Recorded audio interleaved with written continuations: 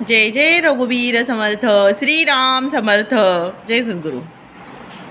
बघा, सद्गुरूंच्या दासाला काय सांगितलेलं आहे हो, है ना. स्मरणाचा भाग केवढा मोठा आहे तेवढं सुद्धा होत नाही आहे काही लोकांना. कधी ह्या देवाची पूजा, कधी त्या देवाची पूजा असं करत राहतात आणि त्यांचं मन काय होतं, स्थिर राहत नाही.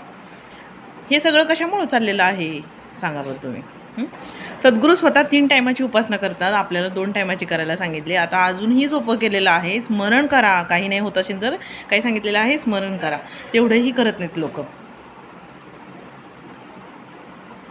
तर असं काही करू नका. तुम्ही जे पण सांगतात आहेत आपल्याला, तुम्ही जर सद्गुरूंचे दास असताना मी त्यांच्यासाठी सांगते, ठीक आहे. तर तुम्हाला जेवढंही होत असेल, कसं आहे माहिती का, भगवंतसुद्धा आपल्या उपासनेची वाट बघत असतो. आपण म्हणतो ना की आता चला मी उपासना करते, आता माझं घरातलं काम झालं, आता मी हे करते, मी ते करते देवासाठी. पण देव पण वाट बघत असते, कधी माझा भक्त येतोय, पूजा करतोय, है ना.